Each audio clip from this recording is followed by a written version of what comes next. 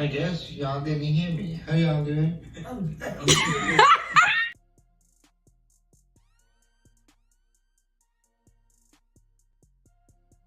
Now come on and put your shoes on. And when you get to your daddy house, don't be letting nobody take your clothes off. Don't be taking your shoes off, leaving your stuff. Bring all your toys back home. I don't want nothing missing.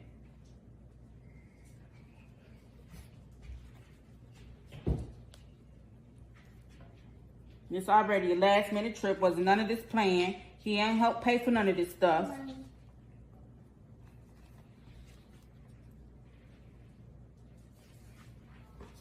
She'll be back. She just want to see her daddy. She'll be back.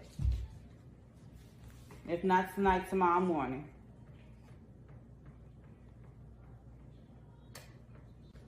Make sure you bring your coat back home with you too. Because last time you left it over there. Knowing you be shivering. You want to go with her too? Girl, you better put this shoe on. And don't be telling all my business when you get over there neither, because he told me what you said last time. Don't be telling him what go on in my house.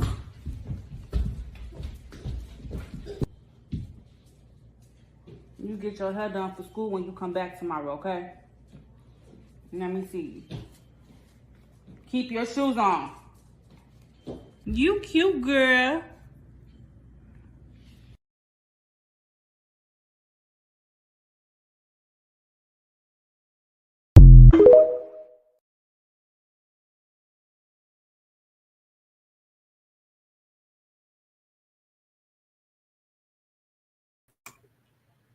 Well, let's try that again. Beep, beep, toot, toot. Hey, good people. It's your Alabama church girl here. First, giving honor to God, who is the head of my life, to all the leaders, saints, and friends. Welcome, welcome, welcome on in. First, I have to apologize for being tardy to the party today. Please, please, please, please forgive me. Had a little family emergency just before 7 o'clock, so I apologize for that. But we're here now, and we're here for another hot taboo topic. We're talking cultivating community all month long. And tonight, the conversation is centered around co-parenting. Beep, beep, toot, toot. Hey, girlfriend. Sean is in the house. So, the conversation this evening is centered around co-parenting. We're cultivating community, and I need to know how the church is handling and managing this co-parenting factor within our community. Alabama has a population of almost 6 million, over 5 million people in the state of Alabama. 26 point something percent of that population is Black people, which is roughly about 1.8 million Black people in the state of Alabama. In the state of Alabama, 67% out of that 1.8 million Black children are born in single parent households. Church, that's us. That's our community. What are we doing about this co-parenting situation? Because there's been a lot of scuffle. We've seen a lot of scuffles on the socials of the media, and it's getting out of hand. It's getting out of hand. Now, if you notice the thumbnail, then you notice that there is a particular reality TV show that I want to utilize this evening as an example. But first, I need to let you know that my intention with this conversation is to discuss co-parenting and how the Black church is handling that co-parenting factor within our community. What I need you to know is that I'm here to challenge the mindset of the church, to challenge that oppressed mentality of the church and the misguided behaviors of the Black church. I speak specifically about the Black church because the Black church is my experience. No shade, no slight to anyone else, but I cannot speak on someone else's experience. I have to speak on my own. I am not a physician. I am not a therapist. I am not an expert. I'm here speaking purely from a knowledgeable woman of God experience. I'm a church girl. And this is the conversation is around my ever evolving knowledge of not just religious practices, but around my ever evolving understanding of the Black community. So, with all that being stated, I am passionate about us getting it right. I do want to see a revival of the Black church, but it starts one step at a time, one person at a time, one change mentality at a time. So let's have this conversation this evening. It's the taboo topic of the evening, co-parenting.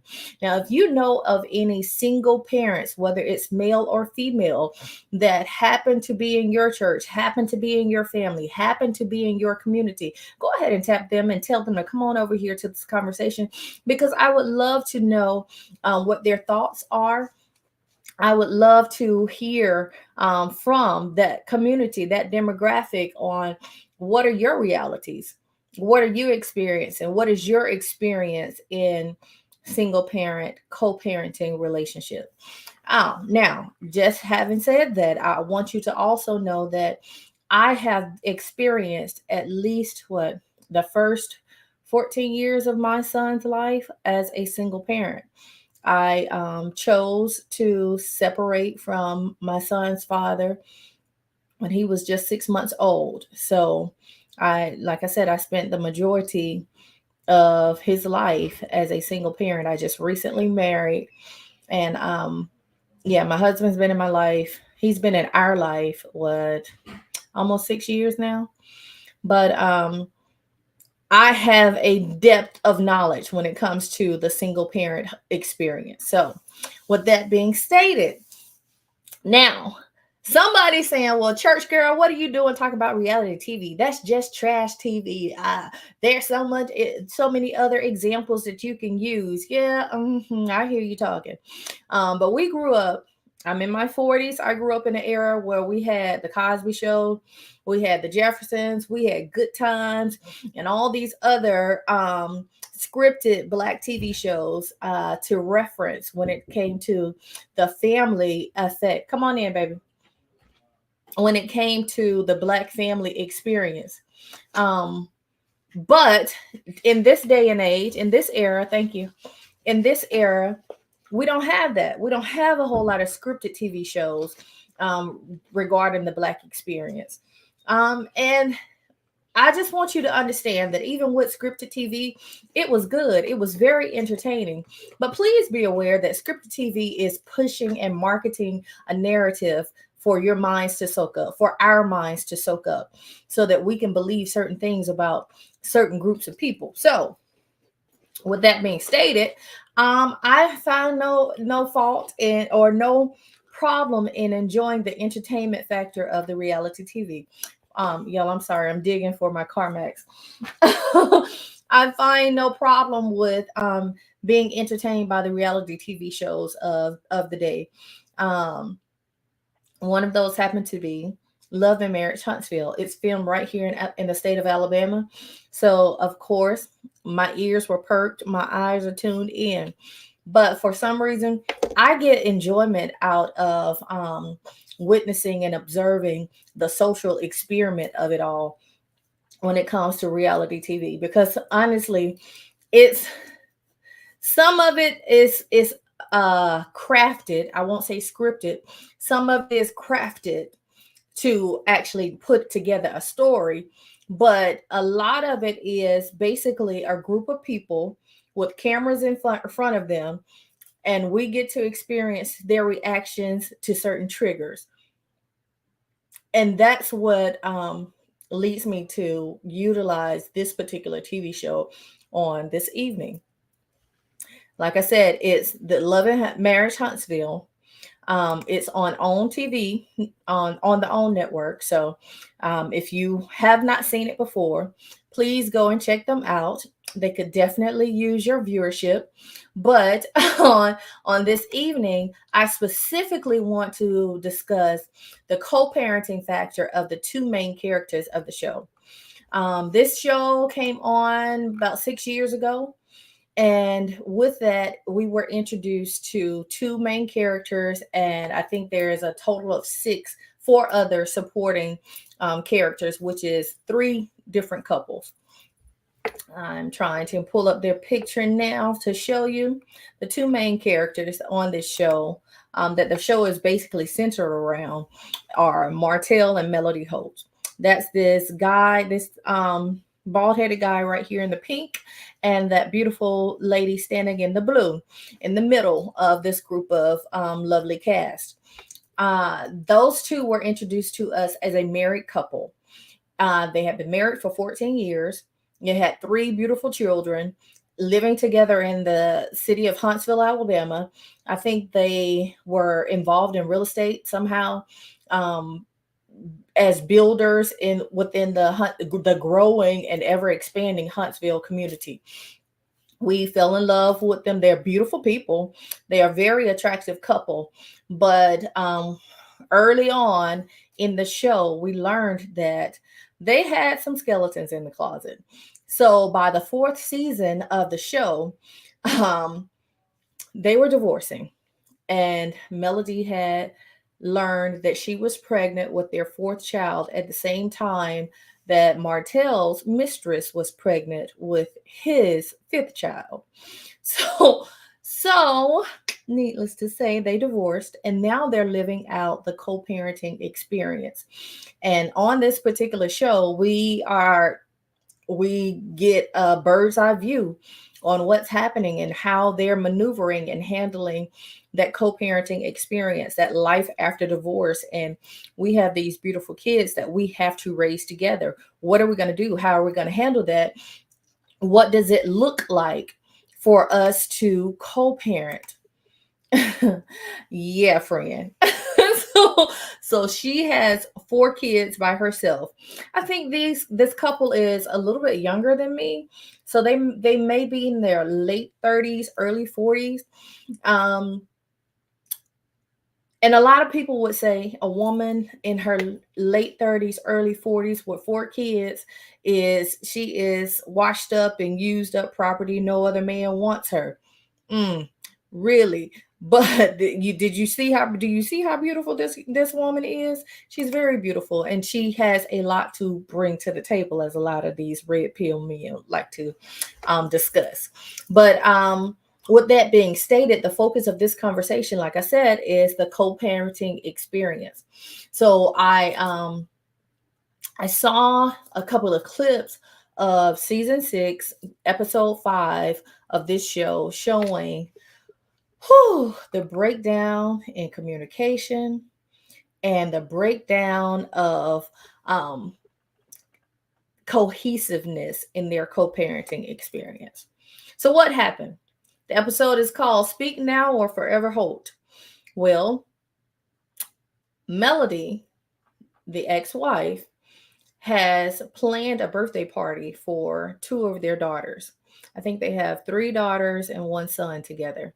And then Martell has another son with his 5-year-long mistress.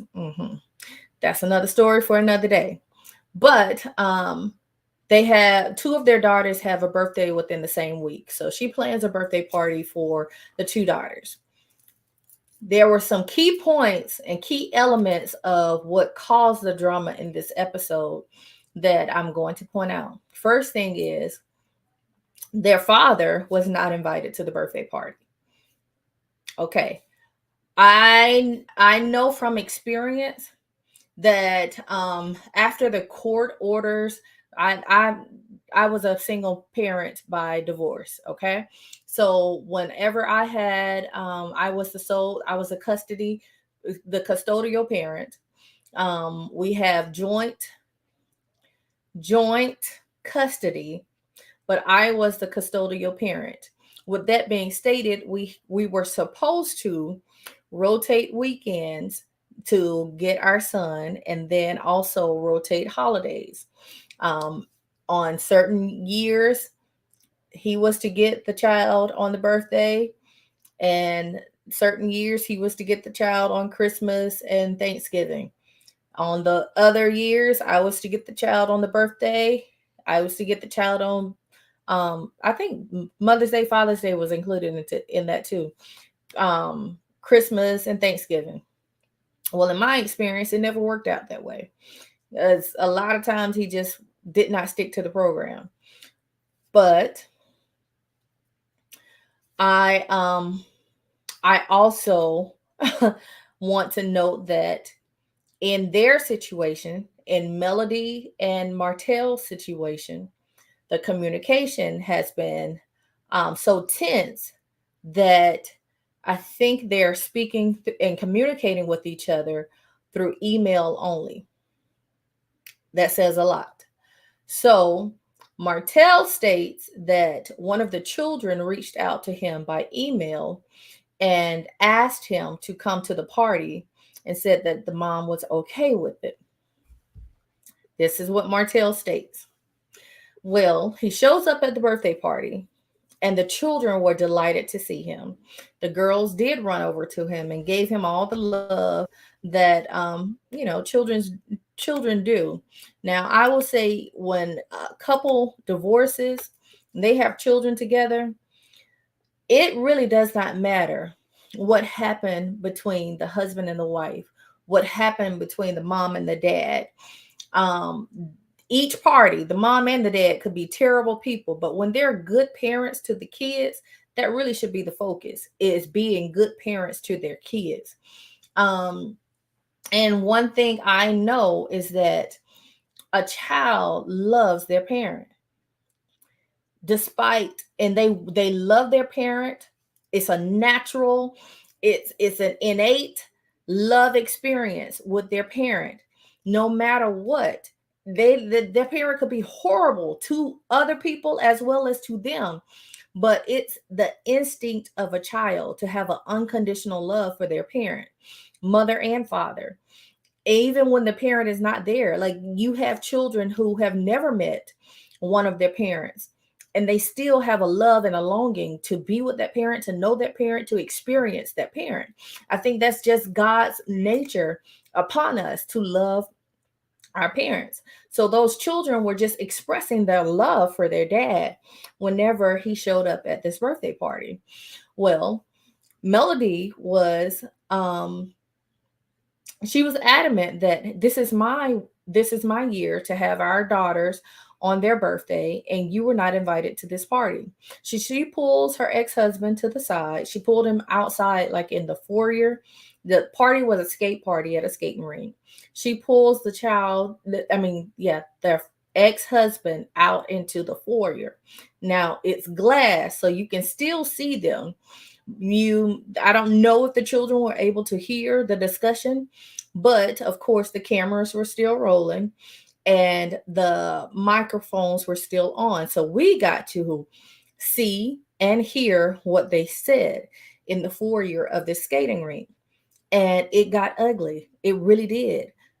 The ex-wife was adamant that this is my time and you can have the children on your time, and you throw a birthday party when it's your turn to have them. You're not invited to this party. This is a private party. Now you all tell me, if you are co-parenting and the child's other parent shows up at their birthday party, are you going to ask them to leave? I just want to know. I'm just asking. These are just questions. Are you going to ask that other parent to leave, knowing that the children are excited to have that other parent there at their birthday party? Would you ask them to leave based on what the law has stated your parental rights are? Just asking. So Melody proceeds to say, if you don't leave, I'm going to call the police and have them escort you away from here. Another thing that really had me like wide-eyed, like, whoa, this is escalating very quickly. So I was concerned. How are the kids going to respond or react to, first of all, we know dad showed up, but he has to leave. Secondly, the police are taking dad away from our birthday party. Just saying, my focus is on the children. So, and thirdly, her mother, Melody's mother, comes out into the foyer And she begins to admonish Martell that he needs to leave. And Martell blows up at the mother, his ex-mother-in-law. He begins to yell at her that this don't have nothing to do with you. You need to leave. You need to get out of here. It really got heated. It really got escalated. By that point, I'm sure someone heard. If not the kids, some other parents, somebody had to hear them arguing. And it's glass that you could see them arguing. Sean says, I think she's reacting to that way based on their personal situation and the way that the marriage ended. Good point, Sean. And that's why we're having this discussion on co-parenting on this evening, because in order to have effective co-parenting, have successful co-parenting, we really, as mature adults, as mature parents, we really have to take our personal feelings for this person out of the equation. We really have to be able to, hey, step outside of myself as me in an interpersonal relationship with this person. Yes, we had that relationship together. Yeah, a lot of stuff happened to cause us to determine that it's no longer good or valuable for us to be together. So we decided as adults to separate from a relationship with each other, but we're always going to be connected and bound by relationship to our child together. So in order to be effective in our parenting of our child, we have to learn to separate the two. That I have nothing else to do with you. And Sean, you bring me to my first point, which is in the co-parenting experience, there's this thing of entitlement versus respect for the other person. When we're in interpersonal relationships with our child's other parent, we right, Sean. Sean says, I would try to remain cordial for my child. Right. But while we are in, let's say, a marriage, because this particular example was a marriage, while we were in that marriage together, yes, I was entitled to know what you're doing, who you're with, how long you're going to be there, when you're coming over. I'm entitled to know that. Like, for instance, I'm married right now. Today, I went out to run some errands. When I left, my husband was home because he was working from home today. When I came back, he wasn't here. So I was kind of wondering, like, where did he go? I'm entitled to call him and ask him, hey, where you at? But when I'm no longer in relationship, or if I was no longer in relationship with him, I'm not entitled. That's his business. It ain't mine. You understand? And I think that in the co-parenting experience, the two parties involved get that twisted, that, hey, I don't have, that's not my business. In the words of Auntie Tab, that's no longer my business. And we have to set aside that sense of entitlement to that person's business. Even though, we've been all up and through each other's business. Thank you, friend. But I have to now learn to have a respect for my child's other parent. Respect their space, respect their boundaries. Boundaries are essential. As mature adults, we have to know how to set those emotional boundaries as well as sometimes physical boundaries. I'll give you an example.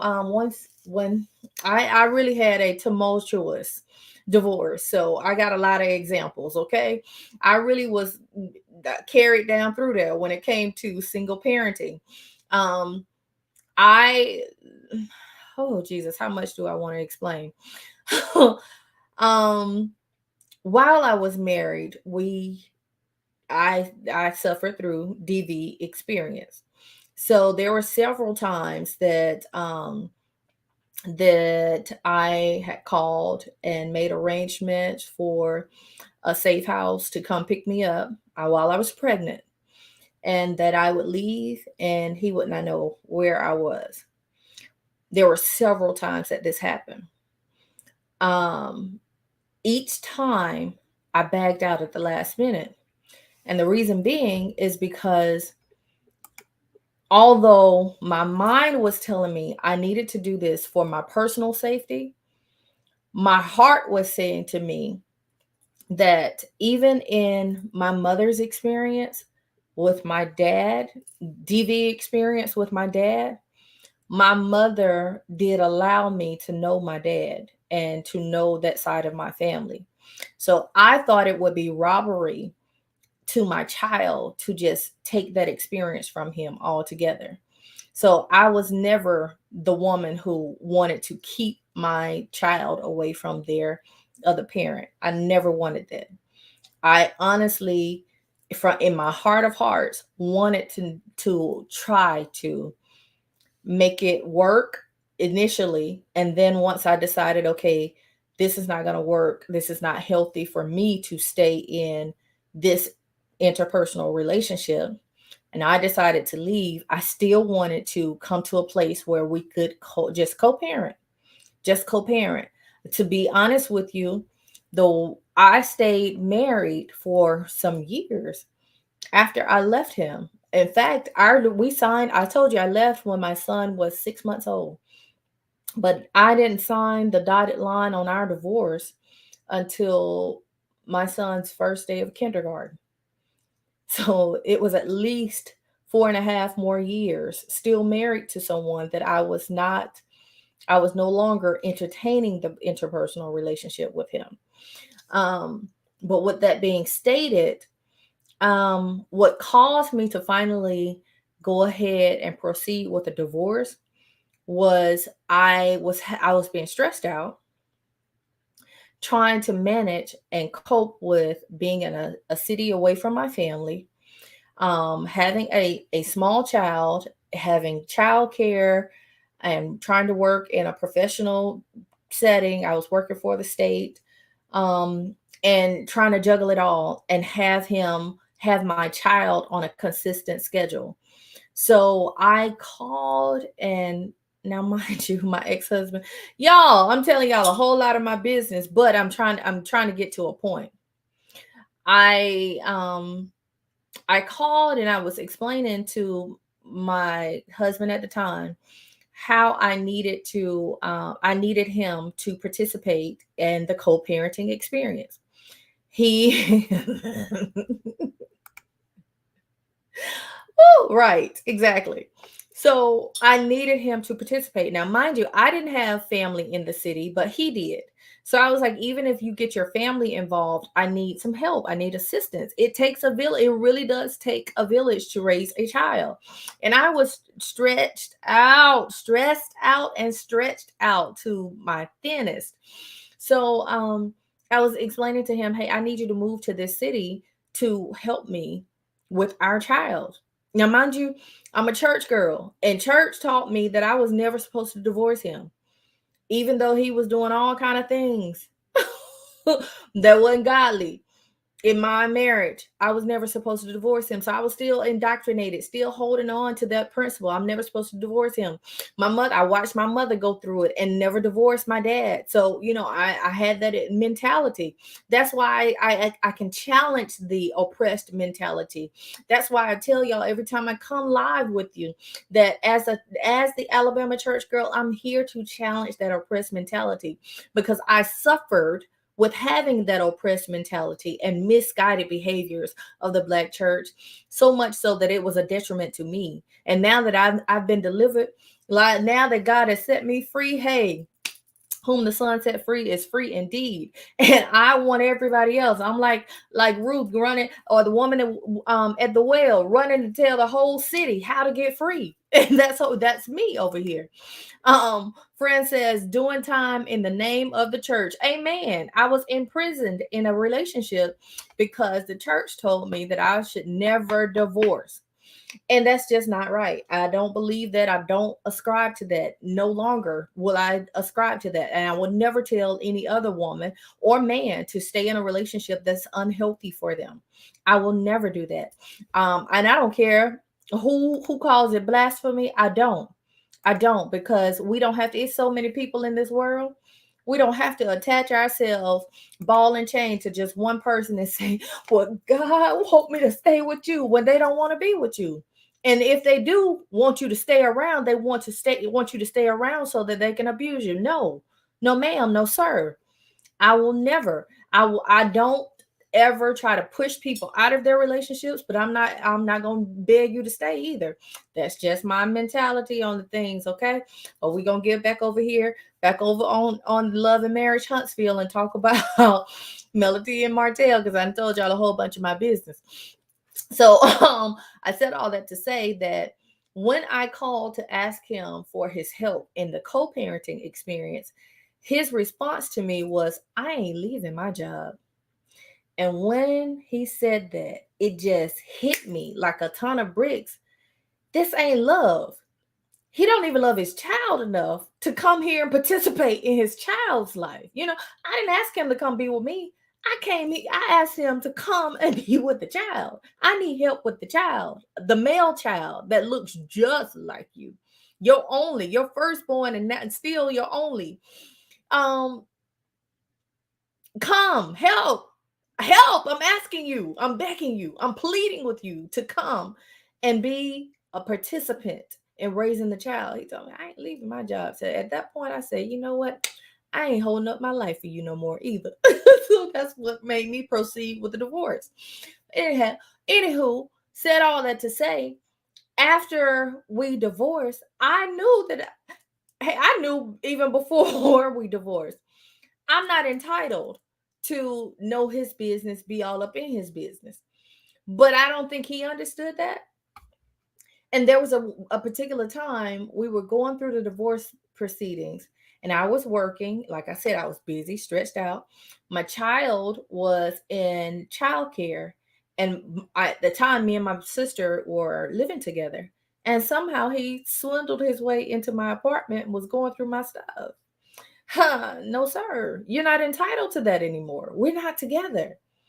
If anything, the only thing that you're entitled to talk to me about, to discuss, and to know about is your child. And I asked the question, right? And I went off on my sister, like, why would you let him? But she was just thinking, well, that's my brother-in-law, whatever. That's my baby sister, She was naive at the time, but we got over it. But there was a lack of respect for me. And I know that in order for co-parenting to be easy with each other, you have to set boundaries and demand a respect. If it's not given automatically, or if it's not earned automatically.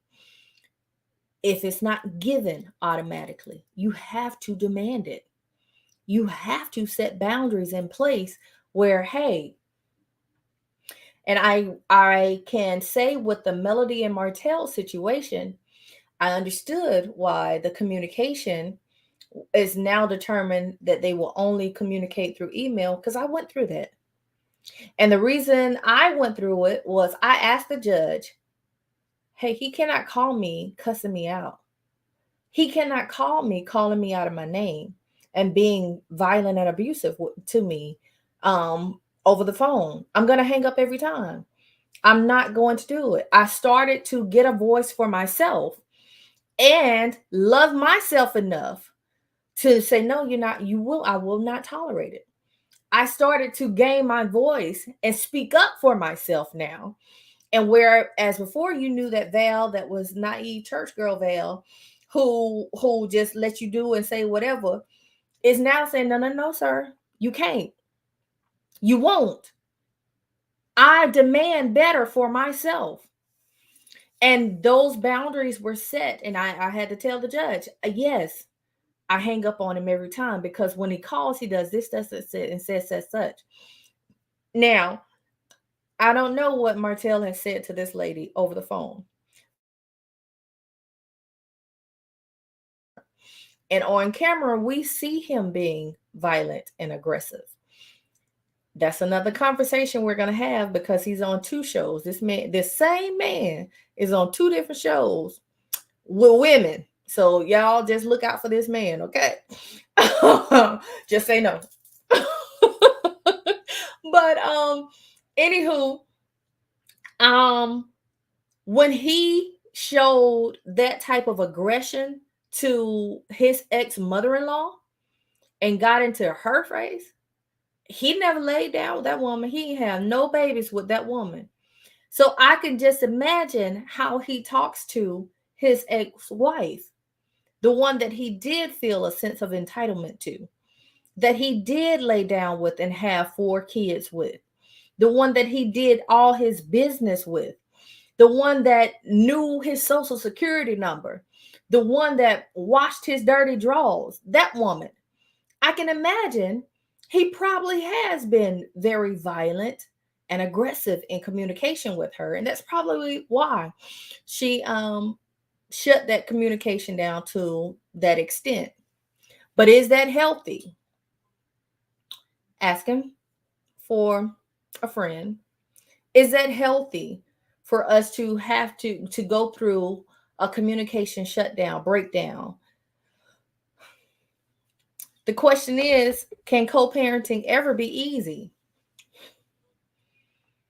Now I'm just asking, just want to know how y'all think about it, because I've had my experience and I have my thoughts.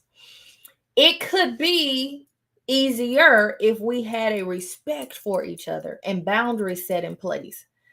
Let me tell you something. You really have to do some deep therapy. We already talked about mental health matters. You really have to do some deep therapy and really have to analyze and do some self-evaluations, because I had to learn for myself what my triggers were. Because as long as I was naive of my own triggers, he was going to keep pushing them. He was going to keep doing that because something in him loved the drama of it all. And I kind of see that with this particular couple, with Martell. Something in him wants to trigger her. Maybe showing up at the party was his way of trying to trigger her. Maybe. I don't know. These are just questions, okay? Let me go ahead and put my banner up because I don't know these people, okay? I'm just having a conversation about what they chose to show to us on the World Wide Web and on the television, the national TV that on the cable that we pay for, okay? So they put it out there, and this is just fair use conversation, okay? So anyway, as long as that other person knows what your triggers are and you have not identified and dealt with your triggers, they're going to continue to press and play on your triggers. Okay? So it's best if you, as that parent of that child and as a emotionally mature adult, learn what your triggers are and begin to manage your own triggers. Because as long as someone is able to trigger you, they are able to control you. Let me say that again. As long as a person is able to trigger you, they are able to control you. And a lot of times in the breakdown of an interpersonal relationship, whether it's a marriage or a long-term relationship or a one-night stand, when there is a breakdown in that relationship, a lot of times that other party wants to control. One party wants to control the other, or both parties are trying to control each other.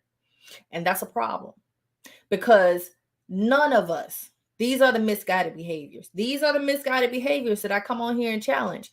None of us have control over anybody else. And that includes the children.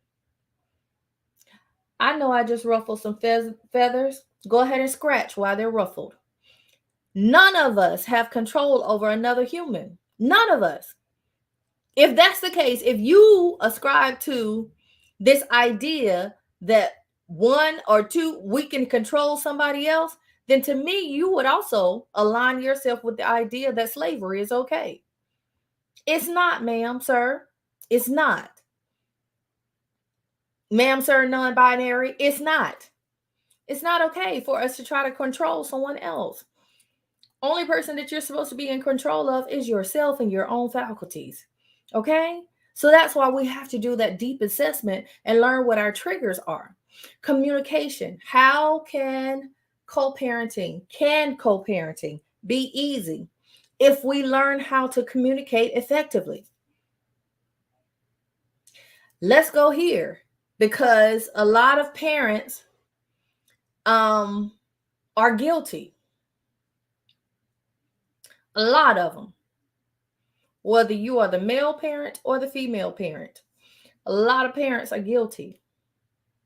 Some parents make a conscious effort, but a lot of parents are guilty of this one thing. What are you talking about, Alabama Church Girl? Before I tell you, could you please do me a favor and like the video? Go ahead and put those thumbs up and like the video. If you are watching and you have not already, could you please go ahead and subscribe? Thank you. I greatly appreciate it. So what are you talking about, Alabama Church Girl? Do not badmouth your kid's parent in front of them or in earshot of the kids. Do not. Do not. And this includes you being on video, on social media.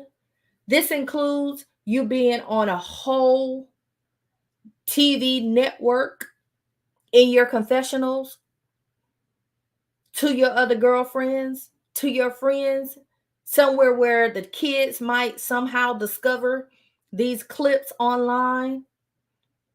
Because the kids are old enough to be on the internet. Don't badmouth your child's parent in front of your child, to your child, around your child, in any form or fashion where your child can get that or hear you doing that. Because something about children are little humans that have human emotions just like the rest of us. Children, though, need consistency and they need stability. They need to have a trust in those who are their caretaker. And when you talk bad about their other parent, it diminishes that trust in their other parent, which also undermines the authority of that other parent. We wonder why the child is acting out. When you've talked about their dad so bad and then told them that you look just like him, you act just like him. It's not healthy. It is not healthy at all. Don't do it. It ain't easy. I promise you it's not. But it can be done. And I can tell you how. Because it was my intention. I think it was the Holy Ghost himself or herself that held my tongue in a lot of situations. Because I'm telling you, when I say this man gave me hell, my ex-husband gave me hell, he gave me hell. Every single time we had to exchange the child, the police had to be involved. Friend said, absolutely right. You're absolutely right. Come on, grammar check. Don't badmouth that other parent in front of that child. Because for one, like I said, you want that child to trust the authority of that other parent. And when that parent goes to correct them, they will rebel against because of the things that you said. And you said it out of your feelings and out of your emotions. And that's not healthy. Nothing that you do out of feelings is healthy for you in the long run. Nothing. You really have to be intentional about everything that you do. That's why I get on here and I state intentions. I state my intentions because my intentions are always pure. And if I do something out of feelings, I've already let you know, but my intentions were this. Or if you misinterpret something that I did out of your feelings, I've let you know up front, but my intentions were this. And some people are just hell bent on believing what they want to believe about you, but always know that your intentions are pure. Who can ascend unto the hills? Only he that has clean hands and a pure heart. And I don't know about y'all, but I want to always be on the rise. I want to always be on the ascension.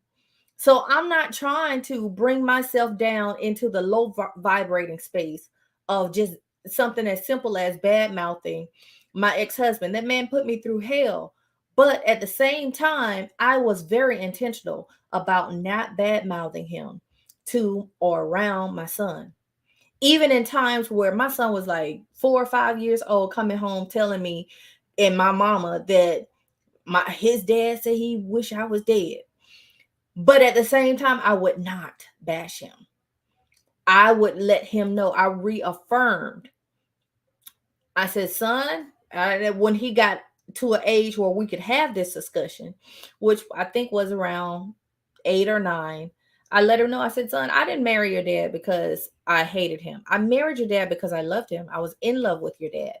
And these are the reasons why I was in love with your dad. And I had to explain to him, all people have good and bad within them. There's, within us all. Because there's some things that my son is going to see about me that he ain't going to like. Some characteristics that he's going to see about his mama that he's not going to like. So I have to be honest about it and say, son, all people, me included, are going to have, because at that age, he was starting to notice things that he didn't like. And he was starting to share with me and open up with me about things that he didn't like. So I had to explain to him, listen, all people have characteristics about them that are good and characteristics about them that are not good. Friends say, you're much better than I am. I haven't made it there yet. I'm still a medium. Well, let the Lord work on you, okay? But I had to explain to him, and it took some work, friend. Now, don't think that it was easy. I'm not trying to make it seem like it was easy. I apologize if I did, make it seem like it was easy. It's not. It's not. It's hard. This is hard work. This has to be intentional work. If we want to co-parent well, and we want our purpose to be co-parenting well, and our intention to co-parent well, you have to work at it. There's plenty of time. And at the time, y'all, when I say church girl, I ain't cuss. I wasn't, I feel like that. I wasn't scared to do a whole lot of stuff. Thank God for freedom. Not the saying that I want the freedom to just be cussing people out, but I know when I need to use some emphatic words. I just know now. I know. Thank God for the military too, for teaching me. Sometimes you just have to let the enemy know, get the fuck away from me. Excuse my French. But anywho, I had to let my son know that, hey, you love the good things about your dad, and forgive him for those characteristics that you don't like. Forgive him for it, because I gotta forgive too. I had to learn to forgive so I can move past it and move on. Honestly, that's the only way that I was going to be free. Honestly, be free so that I can be healthy for another relationship. As long as you hold on to negative energy, and become a negative person, you invite nothing else but negativity into your sphere. Because you are the center of your sphere. It's like atom. Y'all know I study science. I'm an electrician by trade in the military. So, please excuse my examples, but these are my metaphors. In that atom, the nucleus, everything else is orbiting around that nucleus. If you, as the nucleus of your life, are nothing but negative, all you're going to have is negative energy orbiting around you. And that's all you're going to attract to you is more negative energy. And it becomes a powerful force of negativity. That's not what you want in your life.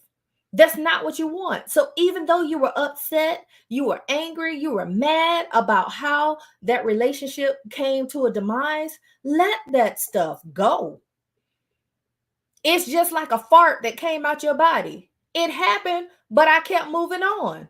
I was quick to move on. Let it move on. Let bygones go on by. Because otherwise, you're going to be stuck in that space of negativity. It's not going to move forward. You cannot move forward. Even if you try, it's going to be more negativity. You'll find out that the next relationship you're in is negative, and the next one that you're in. That's why you have to do that deep soul searching if you want to do co-parenting well. Now, let me get back over here to Martell and Melody. Something else about communication. Only talk about the kids. The kids. The kids. That's all you need to discuss. I don't care what you did on Monday. I don't care. You know, one thing I will say about my ex-husband, which was a positive that I had to let my son know. We were friends before we ever dated. So we've been in each other's lives since we were 18, 19 years old. So there's a lot of history there. And we had a lot of mutual friends, church mothers and other pastors and choir directors, and a lot of people that we knew in common. Some of that was good and some of that was very bad. But with that being stated, there were times where we would have to communicate, and he would want to discuss these other people. And I'm gonna be honest now, I'm not just trying to put him down, but with that being stated, there was a part of me that wanted to be friendly with him like that again, like talk about such and such and such. Oh, this choir concert happened over there, over here, and so was directing. And there was a part of me that still wanted to be friendly with him like that. But in the end, it would come back to bite me. So I had to learn. Here's that boundary I had to set for myself. Only discuss the child. That's it. There were times I wanted to know about the family, his side of the family, because we had become one. I became a part of their family. He became a part of my family.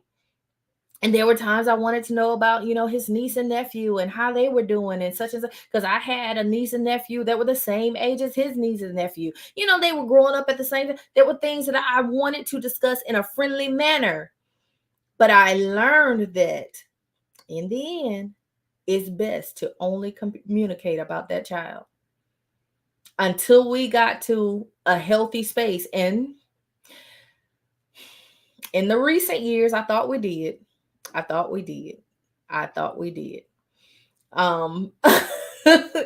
There has been some backsliding since Christmas, this past Christmas. But, up until recently, I had to, maintain that boundary because it just wasn't working out. And what I knew was I don't like to argue. I'm not. Maybe I'm on the spectrum a little bit, but I can't stand arguing. I really cannot. I can't stand fussing and fighting because I grew up in a household. My parents did it all the time and I hated it. So I don't like that. I don't want my house to be contentious like that. I don't want to be in relationship with people who are contentious like that. I don't. There are some girlfriends that I love dearly, but I had to let them go because they always wanted to pick arguments. They always talk negative. I had to, girl, I got to let you go because that's not healthy for me. Me, Valerie, as the empath, no, not good for me. I can't do it. Even in our household now with my current husband, and my son, I have to let them know, no. I know tensions get high, but we're going to communicate effectively. We're not arguing. Let's walk away. And when the time and the dust settles, then we'll come back and have an effective communication, effective conversation about whatever we just experienced emotionally. But I don't want, no. The house is supposed to be, my home is my sanctuary. It's supposed to be my place of peace, and the place that I come to rest my head. Once I've been out in the world experiencing all the elements out there, then I can come here and rest my head and meditate and speak with God in sweet communion. That's what home is supposed to be. And that's the environment that I want to cultivate. That's the community that I want to cultivate.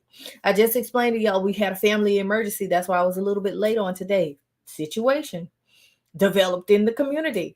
Neighbor reached out to me. Hey, did you hear such and such argument, such and such and such? Oh, and yes, I had to go and help settle a situation because I want a peaceful environment. I want a peaceful environment. I want to cultivate a peaceful community. And that's why we're having this conversation about co-parenting on this evening.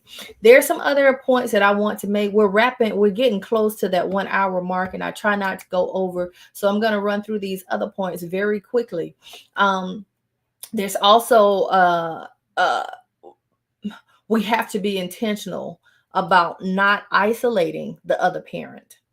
And then there's a thing called isolating the other parent versus moving forward without their help. I explained to you my personal situation where, the dad was just not ready to help at that time. And I had to move forward because I don't get no luxury. As a mother, mothers don't get the luxury to just say, I ain't ready to be a parent right now. We don't get that luxury. We got to do it. We got to make it happen.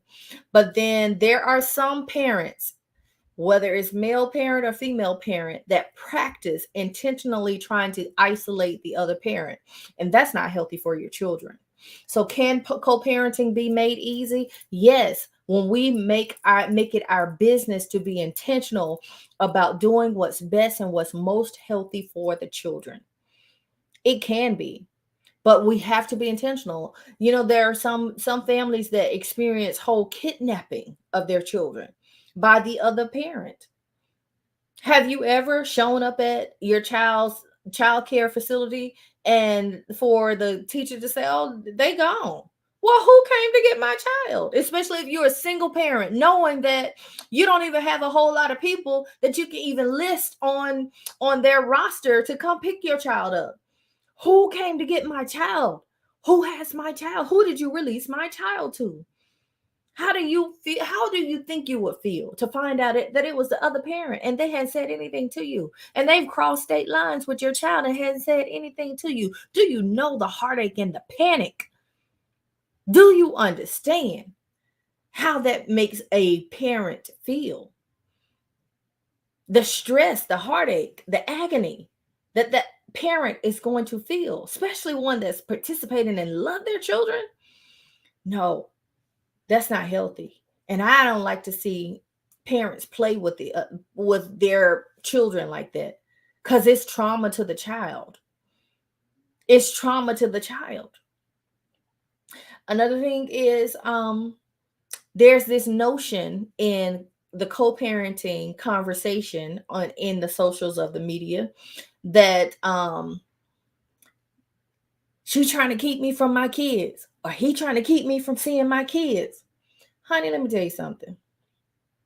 Get over yourself, because you think too highly of yourself. Most single parents, they want a break from them kids. They want you to come get these kids, because I need a break. Sometimes I just want to wash my hair today, and I can't get it done with my child hanging on my leg. Come get your kids, please. I just want to go out to brunch with my girlfriends. You are welcome at any time to come get these kids. But you are not welcome when I say it's a private event. So Mel and Martell Holt are experiencing a breakdown in the co-parenting relationship. Y'all check out Love and Marriage Huntsville on the OWN network. And let's continue this discussion down in the comments on, can whether or not co-parenting can be made easy. Can it be made easy? Are we emotionally mature enough to make it easy? I'm just saying. And with that being stated, I want you to definitely like the video. Please like the video and go ahead and subscribe. Tell your friends about it. We'll have another conversation this upcoming week. Friend says, ultimately, the importance. Somebody's trying to. Come on back. Ultimately, the importance is overall well being of the child. We adults have to put aside any personal grievances and raise mentally and physically healthy children. Absolutely, friend. Absolutely. That is it. That is it. But like I said, go ahead and subscribe because I want to have another conversation next week. We're going to talk about the blended family. We're cultivating community all month long, all the month of May. We're talking about the blended family on next week. And somebody said, well, what does this got to do with the church, baby? The church is the bedrock of the community. And where is it in the Bible? Girl, ever since Sarah put Ishmael and his mama out and said, Abraham, I know I told you can have that girl to have a baby with, but she got to go now. Yeah, it's from the beginning in the Genesis of the Bible. We've been experiencing this co-parenting relationship. Abraham had to put Ishmael in his will. The blending of the family.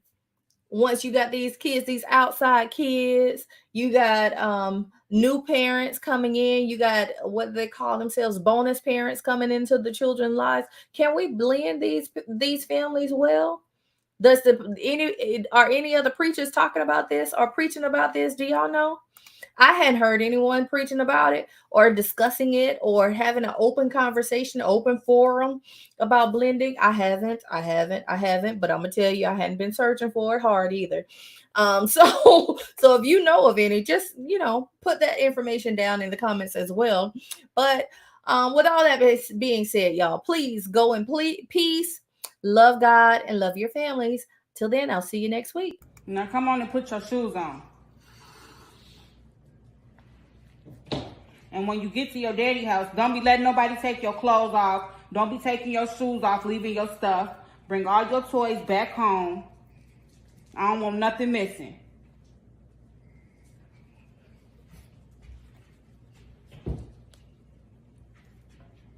It's already a last minute trip. Wasn't none of this planned. He ain't helped pay for none of this stuff.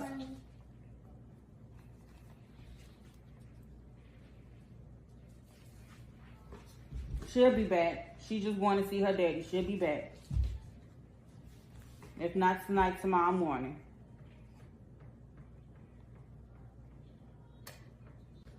Make sure you bring your coat back home with you too. Because last time you left it over there. Knowing you be shivering. You want to go with her too?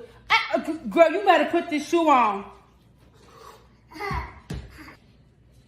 And don't be telling all my business when you get over there neither, because he told me what you said last time. Don't be telling him what go on in my house.